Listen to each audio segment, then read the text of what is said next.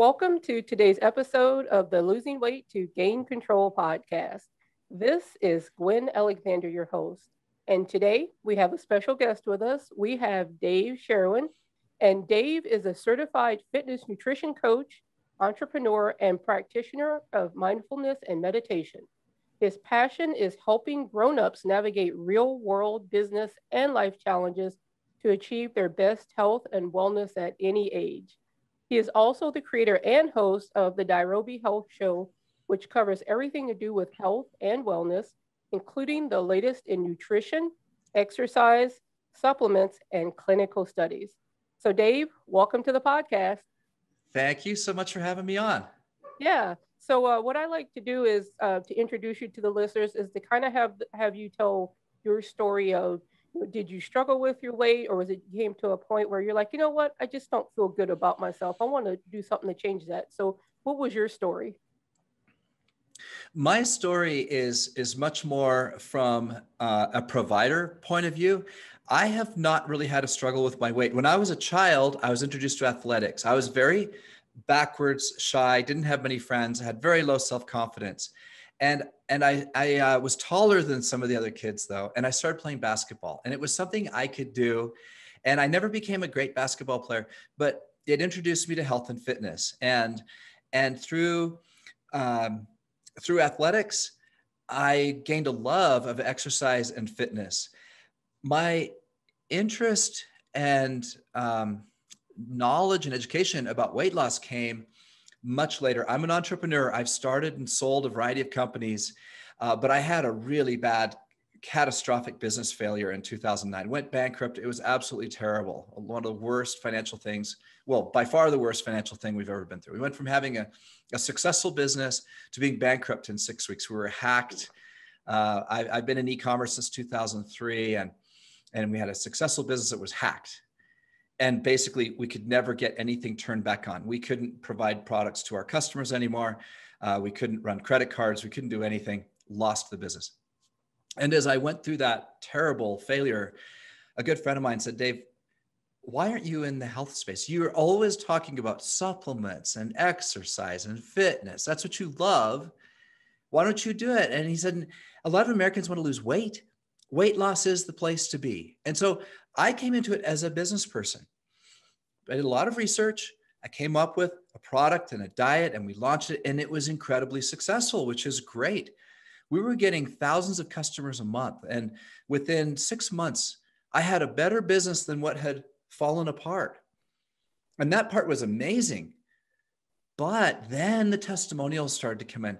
Then the problems started to come in. All the questions, I have Hashimoto's. How do I adjust the diet for this?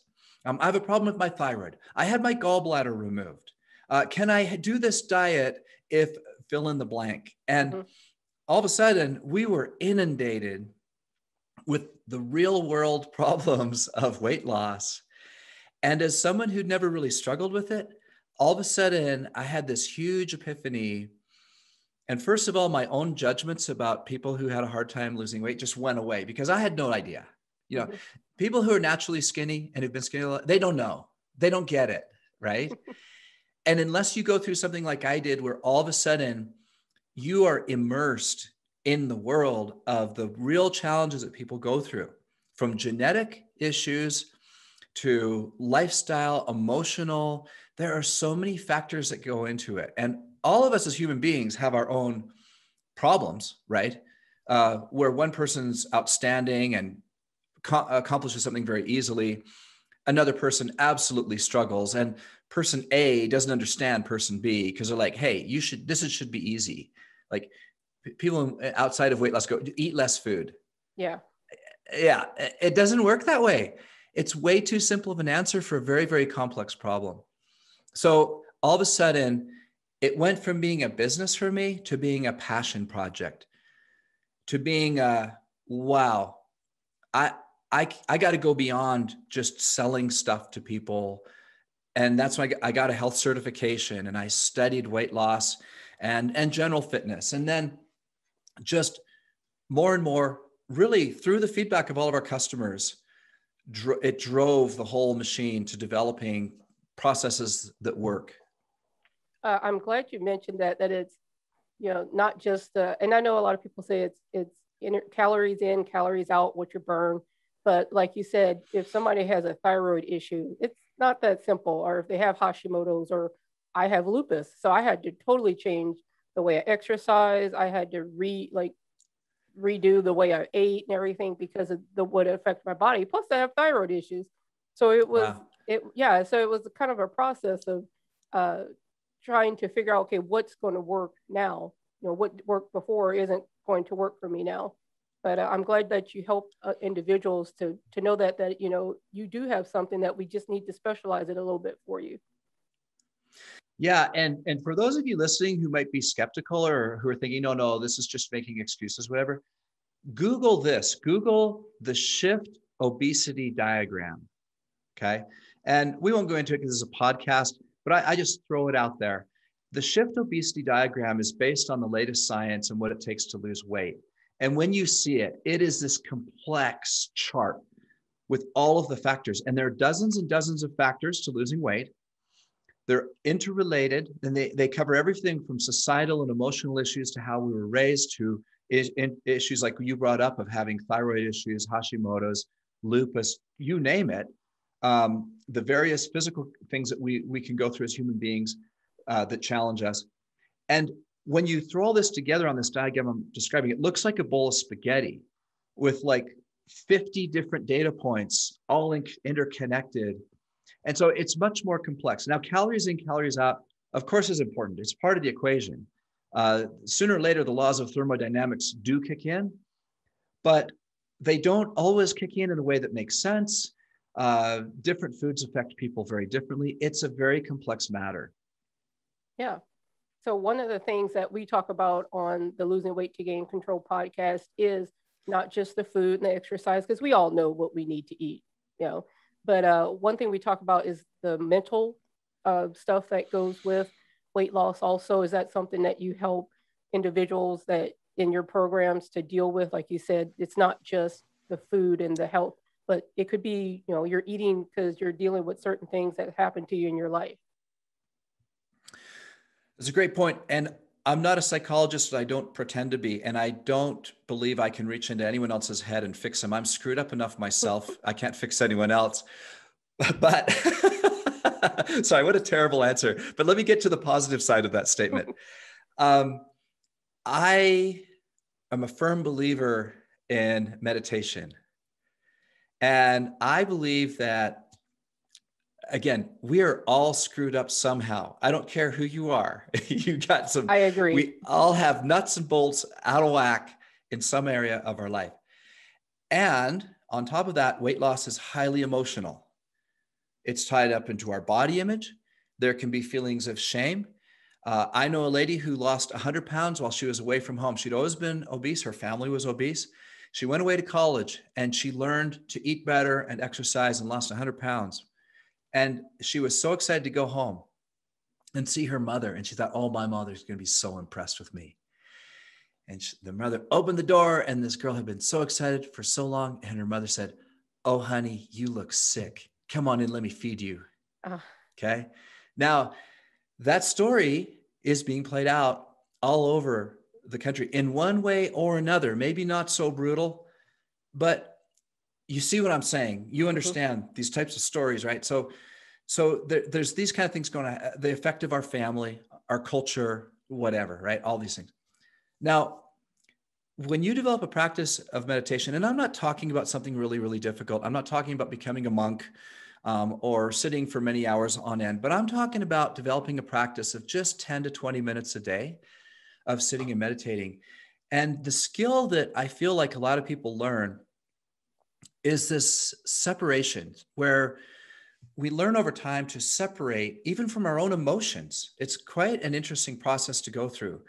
And over time, we find that we gain more control naturally through meditation. Yeah. And we start to be able to observe our emotions and observe our thought patterns in our own consciousness. And too many times we're too attached to our emotions, to our story. And half the time we're operating within it and we can't see outside of it. And I love the analogy of a busy road. Imagine, you're on a freeway and you get a flat tire on the driver's side, right? Now, if there's 5 lanes of traffic rushing by you at 80 miles an hour, that can be horrific, right? And you get out there and you're trying to fix a tire, and every second you're thinking your life could be over. Now, if the flat is on the other side of the car, it's a lot less painful, like mentally, because of course you have a car between you and the traffic. But now move 100 feet from the road and you feel perfectly safe. You can't feel the wind anymore from the trucks. It's not near as noisy. And now go a mile away in a high rise and watch a freeway. And suddenly, what is exactly the same experience is peaceful and beautiful and very slow looking. Those trucks that feel like, you thought they were going to run you over any second while you're fixing your tire, it's the same truck. But from afar, it looks very, very slow. And that's my best example of what can happen internally after we develop a process or a habit of meditation. So that's really my best answer to that question. I think if you combine meditation and mindfulness with a good health regimen, that you can overcome things that maybe you weren't able to before. I like the way you put that, using the flat tire. Just in the last few weeks, I've had a lot of things going on. It's really big things. And I was talking to a friend about that, and I told her I'm learning how to breathe. I have to breathe through those times and not run to food and just start putting a cookie or something in my mouth just to distract me. But I think being mindful, like you said, really helps with that. Now, one of the things that that seems to be your specialty is sharing health habits that you've identified. You said you have 7. So can you share maybe the top 3 with the listeners, the top 3 health habits that you've identified? Absolutely. Number 1 is drink water. There's just no substitute. If you're not drinking enough water, we all know our body's made of water. We all know, well, maybe not everyone knows, that if you get just slightly dehydrated, that you're mentally less sharp. Not only that, you lose willpower. If you're dehydrated, you're much more likely to go grab that cookie and do emotional eating. If you're fully hydrated, your brain works at its best. You operate at your best. You eliminate properly. Your body systems can function. Corollary to that for weight loss is stop drinking calories. Now, It's okay to drink the odd, flavored drink. It's no one's saying that none of these things are zero tolerance, by the way. I don't believe in zero tolerance in anything. I don't think that anyone, should live in a world where they can't go to their friend's wedding and have a piece of cake. Okay. The problem is we can't have cake every day. We can't have, we just have, in our first world country, we tend to be spoiled. We can go to a fridge and grab whatever we want whenever we want. Well, drinks are a big part of that problem.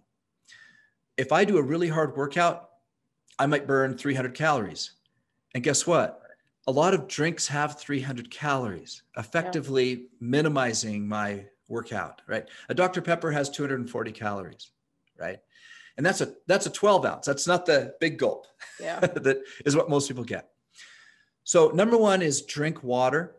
If you think you already drink a lot of water, check yourself. We tend to overestimate how well we're doing with our health habits. This is proven social science. Almost everyone says, oh, I drink a lot of water. So yeah, I believe you, but listen, I don't even trust myself in this area. I easily can go for 12 hours and can't even remember the last time I had a drink of water. It's a constant thing we need to be working on all the time. And so I challenge people, well, just measure exactly how many ounces you drink for the next 3 days and let's talk then. And a lot of times people are then surprised. So they think they were drinking a lot, but in actual fact, from the minute they wake up to the minute they go to bed, they often haven't drank as much as they should. Number 2 is eat all your food slowly and mindfully. We already talked about being mindful in our general life. Well, that's really true with just eating. Now, believe it or not, how we eat is more important than what we eat. And our stomach is not a hole where food drops into and then just gets digested and, all the nutrients go into the bloodstream to where they need to be. Our stomach is made of folds, and those folds work kind of slowly and methodically, and they work the food through and they pull out the proteins and the carbs and break it down into sugars. And they do their thing with enzymes and stomach acids. But the process takes time. And when we eat too quickly, we overload our stomach. And also the ghrelin, the hormone that determines when we're full, is not a perfect, like a machine. It's a little bit slow in how it works. So it doesn't send the full signals to the brain till it's about 20 minutes too late. So when we eat quickly, we eat too much. Studies have shown that people who eat slowly eat 20% less food. And for many, many people, Gwen, eating 20% less food over a period of time does wonders for the weight loss challenge, right? Mm-hmm. And so what we're saying is if you eat slowly, it could change everything for you. You're still eating the same delicious foods that you love, but eating them slowly means you eat less and you enjoy the food more and your stomach gets to operate properly. So less bloating, less gas, less stomach pain, better ingestion, better outgestion, I guess we could say. Because we need all those systems to work correctly to be fully fit, right? So the water combined with the eating slowly and mindfully helps us to be regular and get all the nutrients out of our food. And number 3 is intermittent fasting. Now, I'm sure all of your listeners have heard of intermittent fasting. I'm a huge fan of keeping it very, very simple, which is generally to eat all your food within about an 8-hour window, and particularly stop eating after dinner. Now, if intermittent fasting doesn't float your boat or you just think you can't do it for whatever reason, just try this. Just try to have a hard stop after dinner and don't eat another thing. Because what happens, not only do we have a lot of problems in our country with metabolic syndrome, you've mentioned some of the conditions people have. Many people, we're a carb addicted society, diabetes, all kinds of problems, right? And we also have a sleep deprived society. A lot of people have sleep problems, more than half. Well, when you stop eating after 6, let's just pick 6 o'clock, okay? Because a lot of people can be done eating by 6, maybe 7 at the latest. When you stop eating, your stomach gets to go ahead and digest that food properly before you go to bed. As it's doing that, the melatonin is rising, the hormone that makes us drowsy. As we sleep, if we haven't eaten since 6 o'clock, 10 o'clock, 11, 2 a.m., 3 a.m., 4 a.m., our body's done digesting the food. Now, our body spends most of its energy digesting food and running our brain. 2 very important things. Once the food is digested, then it's replenishing our brain, our muscles from hopefully the exercise we did that day. The hormones are resetting. When we wake up in the morning, our body has had a chance to get rid of all the carcinogens, pathogens, and toxins that were in it. Instead of digesting food, it gets to go to work cleansing. You see? Now in the morning, we're in an optimal state for exercise and for doing our best, most productive work. Our estrogen, HGH, and testosterone are all high. And this is true for men and women. A lot of people don't know. A lot of people think testosterone is the male thing and estrogen is the female thing. And for the most part, that's true. Women have more estrogen and men have more testosterone. But we both have both, and they both have to be in balance, right? And when we wake up in the morning, they're both high, which is a great state. And our HGH is high and our blood sugar is low. And this is why we tend to feel really good in the morning. And that's just accentuated if we stopped eating early the day before. So now we exercise, we plan our day, we meditate, right? We do all those important things. I advise people in your work to do your most important work, your most important project first thing in the morning, because your brain is firing at its best, right? Now, by the time you eat that first meal, let's say it's at 10 o'clock in the morning, your body has just had a break from digestion. It's been able to process all that food. This helps with weight loss as well, of course. So those are my top 3. Drink a lot of water and reduce drinking calories, eat slowly and mindfully, and eat all your food in an 8-hour window. And if people just did those 3, I think they could have remarkable health results and improvements. No, I agree with you on that. I've, like I mentioned earlier, changed some things about the way I eat and turned some things around. And I was telling a friend about it, how I feel better in the morning. Like I started to wait a little bit before I eat breakfast, because I used to eat breakfast at like 7:30 in the morning. Now I kind of wait until about 9:30 before I have something. And I'm okay. I'm not hungry. And so I felt like I've been forcing myself to eat because I thought, well, I'm going to get really hungry later, but I don't. It's just great. And like you said, when I eat slower, it just seems like I leave food on the plate, which is strange for me. I feel strange because I grew up in a culture of you eat everything that's on that plate. You don't leave Yeah. anything. Yeah. And I think that's something that a lot of us are taught in, in America. You eat it all, especially if you Yeah. went out and paid for it. You need to eat it all. uh, I'd like you to share three things. Three seems to be my number today. Three things that you've learned from helping individuals with weight loss. Like, what's the main three things that you seem that uh, people either struggle with or as a challenge, or that seems that everybody deals with? The first one is kind of what I said earlier. And to sum it up, is that weight loss can be challenging. Let's just face it. Let's just own it. It can be hard. It can be the cross this you have to bear, whoever you is that's listening. If weight loss is like your hardest fitness thing to achieve, it's okay to go, you know what? It's not just me. Weight loss is tough. We live in a society that's almost conspiring to work against our weight loss. Everywhere we go, how often do we go to an event where they're just serving vegetable trays with a healthy dressing, right? A Nowhere. healthy dip of somewhere, right? Everywhere we go, it's like this. It's like our society is conspiring to work against our weight loss plan. Now that's number one. Number two is I think some people have all or nothing mentality where they picture themselves either with six-pack abs or overweight. And we can tend to have too high of a goal. And of course, your goal is up to you personally. All of you listening, I'm not trying to talk you out of having a lesser goal, but it is wise to think through what works for me. Like, what is your ideal weight loss? Because I'm sorry, your ideal weight. This is something a lot of people never really think about. Now, I can give you some ideas. First of all, you do not have to have six-pack abs to be healthy. As a matter of fact, many people with six-pack abs are not healthy. Many of them are sick very often. Many of them have too low of body fat. Women who get under 14% body fat can have problems with their period and other hormonal disruption. And so sometimes what the media sells us on a perfect body is not a perfect body. The American Heart Association says that we can be very healthy with up to about 20 pounds overweight. Okay. So if we imagine our perfectly lean frame, right? Which almost no one has, right? But we imagine it sometimes, right? And imagine it being 20 pounds overweight. They tell us that our under 20 pounds overweight, our chance of heart disease is very, very low.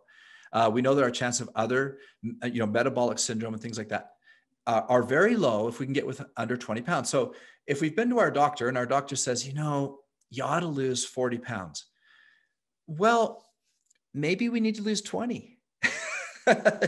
You see what I'm saying?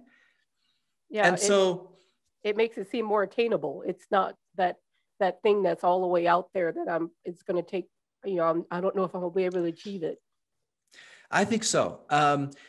And for those of you listening, I hope I'm not explaining this in a way that is negative, or there's a piece of content on precisionnutrition.com called The Cost of Getting Lean.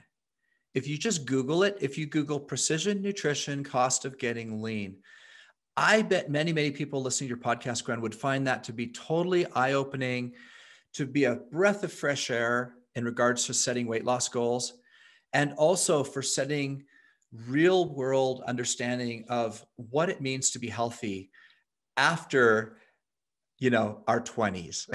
Yeah. Right. Yeah. So that would be number two. And the next one is a lot of people in the health space are constantly mocking yo-yo dieters, right? We've all heard the term, oh, that's just a yo-yo diet, or she's just a yo-yo dieter. He's just a yo-yo dieter. Well, what I've learned, Gwen, is that a lot of people who are very good dieters have discipline. They're not undisciplined people. They understand nutrition quite well. Like you said that at the top of the interview. They understand fitness quite well. And so a lot of times these people have a skill set. But this is what I've learned, is that the skill set of dieting is different than the skill set of maintaining a healthy lifestyle. You see, the discipline to set a date. Okay, I'm going to lose that 20 pounds. I'm going to start on the first of next month. I'm going to get a workout partner and we're going to go to the gym and I'm going to do the Mediterranean diet, for example. Now, setting a goal, setting a date, cleaning the junk out of the pantry, buying the Mediterranean food, and getting started, all of that requires skill, discipline, planning. Those are all great things. I think what we want to encourage people to do, though, is take those skills of planning, et cetera, and instead work it into a simple daily strategy that they can do that's not necessarily dieting. Instead, they could, first of all, ask the question, what am I going to do when the diet's over? Do you know a lot of people can't answer that question? And now, by the way, and I want to say this in case, I don't want to forget this. My answer to that is on our website at dirobi.com. We've created a PDF called the Dirobi Undiet. And that's what we created it for, is we're trying to get people on our diet to shift from dieting to lifestyle after they've done the diet. And so there's a 10-page PDF you can get, and that's free on our website. But that's my answer. Now, it may not be the answer for everybody. I get that. You mentioned my 7 things. Well, I only mentioned 3 of the 7. And those 7 things are my answer. And that's how I live. It's what I do. And maybe other people, it might be a little different, or maybe they tweak it. Maybe it is the Mediterranean diet. I don't know. But sooner or later, if you can make the shift from being a professional dieter to taking the skills you've learned, but finally kind of sitting back, slowing down, making a list of the foods you love, and starting to, because again, Gwen, this is the other thing. Many people think that a healthy lifestyle is a restrictive, boring, tedious lifestyle without good food. That is not true. It's not true at all. There isn't a person on this planet that I can't sit down with and spend some time saying, what foods do you like? And we can come up with the list, and we can come up with the treats that they can eat, but we just have to talk about not having too many. And if you're a binge eater, how could we address that? And what tools are out there to help with that issue? How can we create a situation in which you love what you eat for breakfast and you eat it slowly and mindfully and you enjoy every single bite, right? So we're not talking about restrictive. What we're talking about is finding a path that you can run on that works for you. It's no one else's, it's your own. And then filling your pantry and your fridge with the right foods and finding the exercise that you love. Who cares what anyone else thinks? And finding the path that you enjoy and that helps you live your healthy lifestyle. No, I love that. I do have a subtitle to my podcast. It's Losing Weight to Gain Control, Loving Your Weight Maintenance Journey, because that was one of the things I had to realize years ago when I was like, what do I need to do different? Is I kept thinking of the short term, like I'm going to lose this weight by this date. And then it was like, well, what's after that? So yeah, I had to change my mindset. And also, like you said, the changes I made to my food, I looked for better recipe, like healthier recipes of my favorite foods. And I realized when I cooked everything, I didn't want as much. So instead of buying a lot of processed food, which I'm not against processed food, but it just seemed that it just filled me up better. I felt better, so I didn't need as much. And that's what I usually encourage everybody, like, hey, just get on Pinterest. I mean, you have the internet there to find, if you like hamburgers, what's a leaner meat you can use, or how to season it that it tastes good, or vegetables. What kind of seasoning can you put on that to help it taste better? So it can be a good thing. Yeah. And I love what you just said right there. That's really what it takes. And what you just said, very few people have done. And so everyone listening, if you just take that right there, if you just say, you know what, instead of a diet, I'm just going to do what Gwen just said. I'm going to go to Pinterest. I'm going to find out healthy meals that I like. Don't find healthy meals that you should eat. Yeah. Don't find a celery smoothie because someone said that the celery smoothie is the ultimate thing ever. It sounds disgusting. Find something that's delicious to you. There's plenty of delicious food out there that you can put together your own list of healthy breakfasts, healthy lunches, healthy dinners, and eat food you enjoy. Yeah. One of the things it seems like that your specialty is also is talking about supplements. Um, I have like I've had lab tests because I have lupus, and so they said you're anemic. I was like, okay, so I have to get up my iron intake. And I noticed when we finally got that under control, boy, I felt a whole lot better. I didn't realize how tired I always was, and you know, but I never had any tests like that where they tested that to see what my levels were of certain things in my body like that. Uh, how do you help individuals with finding out what type of supplements that they might need? Because I mean, you might be deficient in something. Two answers. One is test. You just nailed it on the head. You didn't know what you didn't know. I mean, how do we reach in our own blood and know what we're deficient in, right? Yeah. We don't, but there's professionals that do. For those of you listening, you go to Amazon. I don't know if you guys know this, but you can go to Amazon and search nutritional deficiency tests, and there's tons of them. I didn't know get that. one.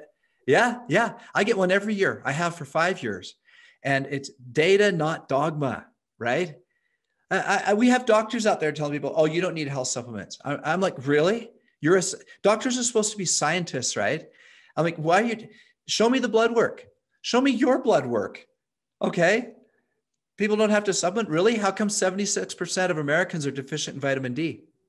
How come most people are deficient in zinc and chromium, right?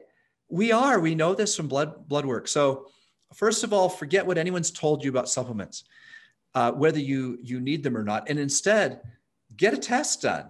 Yeah. It's not that expensive. Now, your question was two-part. One is, how do we help people with that? Well, and that's my first answer. Now, a lot of people just aren't going to do that. Now, I'm going to show you, do show and tell here. So this is one of our products. It's called Mimi's Miracle Multi. I don't know how well you can see that there, but I can see it. But because of these nutritional tests have been going on for large scale, probably about 6 years, I would say, that a lot of people have been getting them done. More and more data has been published. And so now we have the data on hundreds of thousands of people and what they're deficient in. And that's how we developed this product. We just said, what are most people deficient in? And we developed a product that addressed it. And the next is minerals. So there's vitamins and minerals are the basic building blocks. Trace minerals, this is our Mimi's Miracle Minerals. And these two together are our core supplements, vitamins and minerals. Now, most people are aware of that vitamins and minerals make up the basis of a good supplement strategy. So that's what we designed these to do. Our trace mineral product has over 76 trace minerals in it. And then the vitamin product just has those things that people are most likely to be deficient in, as well as a few things for energy and weight loss. And so 16 ingredients total. Most multivitamins have many, many ingredients, but they're tiny little pills that just won't do the job. So part of the trick of the supplement industry is effectiveness. Most supplements are designed to sell. Yeah. They're not designed. I hate to say it, and I shouldn't paint the whole industry with a broad brush, because I know many people that have phenomenal supplements, but there's also those who are selling bottles of stuff that don't even have what it says they have in the bottle. We have third-party labs testing our product on a regular basis to prove efficacy, and what's in there is in there. And by the way, that's something you can ask any good supplement company. People do ask us. Some people know this. It's called COAs, Certificates of Analysis. I can provide these to anyone on request who asks for them. To sell on Amazon, we have to have them, and we provide them to Amazon. And I don't know if a lot of people know that, but many supplements have been pulled from Amazon in the last few years. Some of them, unfortunately, are quite good ones that were pulled inadvertently. You know, it's kind of like you got to break, what was it? You got to break a few eggs to make an omelet. Yeah. The supplement industry has been such a disaster in so many ways that there's some pretty good products that have been pulled too. But overall, the supplement industry is getting better.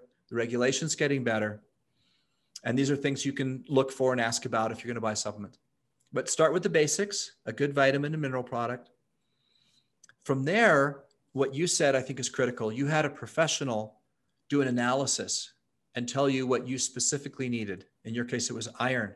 For other people listening, it could be something else. It could be a combination of things. It could be allergies and getting rid of certain foods. So there's a variety of things that happen when we become our own personal experiment and kind of get testing done. I would say at least get your yearly physical. Too many people don't get a Yeah, yearly physical. I'm a There's a big wealth of advocate of that. information. Yeah. Yeah, me too. So for me, supplements start there. We are our own best science experiment. And we know we need vitamins and minerals. I eat very healthy. I have a very healthy diet. And yet, if I don't supplement, I'm deficient in things. So like I said, I've been doing blood work for, I think the last test I did was my 6th one in a row. And luckily in my own products, I'm never deficient in those things. So that's cool. That's good. And I don't always take supplements. I'll give you an example. There's trace minerals. That's what this is, a trace mineral. But a lot of people don't understand that trace minerals are different than macro minerals. Okay. I advise taking a trace mineral supplement, but I advise to avoid, for the most part, macro minerals. Like, for example, we need trace calcium. We also need about a gram of normal calcium from our diet every day. Much better to get that from greens and salad, for example, than from a honkin' big calcium pill. It's just not the same thing. In my last test, I was a little bit deficient in potassium. And so I've been making sure I eat a banana every single day. And so I asked my wife does the shopping in our house for the most part. Sometimes I go do it, but she tends to go out and get the food and say, hey, could you make sure we always have bananas? Selenium, I was deficient in selenium, and that's found in cashews. I love nuts. And so I'm making sure I eat a few nuts every single day. So this is the way I do it. And it's the way I advise to do it, is to take the basic supplements, get your testing done, and then try as much as possible to change your results through diet. Yes, I'm like I said, I'm glad you said that. It kind of reiterates, because I did a episode on supplements, but I'm not an expert. So my go-to was, make sure you talk to your doctor, make sure the supplements that you are purchasing are legitimate. You like today, you can check almost anybody's website to see, like you said, if they are, what do you put in here? How much of whatever you say in this product is actually in it? So I think it's a little easier today to be able to research that. And I didn't know that about Amazon with their supplements either. They've really cracked down about the last, I'd say, 3 years. 4 years ago, you could buy some real junk on Amazon. You really could. It was shocking. And since then, they've really cracked down. And so Amazon, frankly, may be a better place to buy supplements than, Walmart, for example. I hate to call it an actual company name, but the fact is that attorney generals have actually called Walmart on the carpet for supplement sales of stuff that didn't have in the bottle what it said on the label. And so there have been some fairly famous examples of poor quality supplements being sold even by major brands. So Amazon, to their credit, has really raised the bar on supplement sellers for efficacy and quality and proving what's in their bottles. Huh. Well, Dave, I think this has been a very enlightening episode. I mean, I've learned a lot. When I go back and listen again, I'm going to have to take some notes on some things. But before we leave today, I always like to ask that you give some words of encouragement to the listeners, and then also let them know where they can find you, either on social media, website, or where they can find your podcast. Absolutely. Well, words of encouragement. I'm going to go back to the meditation. I'm not just a meditator. I love the whole world of it. I listen to Jack Kornfield and Sam Harris and all the, Sharon Salzberg and all of the kind of current podcasters in the mindfulness and meditation space. And I find it very uplifting. And, one of the things, again, we find when we meditate is that we all have a self-image of ourselves. And often it's just wrong, right? Like, are we our body, really? Does our body define us? Of course we want to be fit. I want to be fit. You want to be fit. We want to be the best that we can be. But that's not really who we are. Like, why do we want to be fit? Why do we want to reach our goals? It's for our life, right? And so it's because we perceive we'll have a higher quality life because we experience all of our life through our body. And so I guess I'd just say that as much as I love health and fitness, I love health and fitness for the why, for my family, for my grandchildren, that I want to live a long, healthy life. And I want to be as independent and healthy and strong and fit as long as I possibly can because I love life, right? It's not because I want to be an Instagram influencer. I couldn't care less. That's not it. It's not because I want to take photos on the beach of Yeah. myself and how ripped I am, right? It's not, that's not it. It's about having a meaningful, healthy, fulfilling, awesome life. And of course, we can't do that when, we're not at our best physically. And again, what does it mean to be at our best physically? We got to take into account the genes we were given, the cards we've been dealt, maybe the accidents or chronic situations that have happened along the way. And we have to just take all of it and go, okay, this is what I got, but what can I do to have the best possible health with what I got so that I can live an abundant life? Yep, that was great. And also, where can they find you online or on social media? Yeah, Dirobi.com is the best place. And I mentioned that one resource. So we actually have a lot of other great free resources on our resources page. So if you go to dirobi.com and go to our resources page, and of course, check out our products. I'd love to have you try out any of our products while you're there. Use the code INSIDER, INSIDER. We'll get you 15% off anything while you're there, by the way. But there's several free downloads there. For your listeners, I think the Dirobi 10-page PDF book is probably the best thing we have to offer there because it gives you more in depth of everything we've talked about and answers the question of that lifestyle. Like, how do I live in a way that I can enjoy food and have a good regimen that works for me and helps me reach my fitness goals without counting calories, without weighing food, without feeling deprived or unsatiated or feeling like I gotta, live this hermit or Yeah. kind of, life that isn't that enjoyable. So that's probably the best thing that I have to offer over there for free anyway. Well, thank you again. And I think you offered a lot to help the listeners today. Thanks so much, Gwen. It's been fun.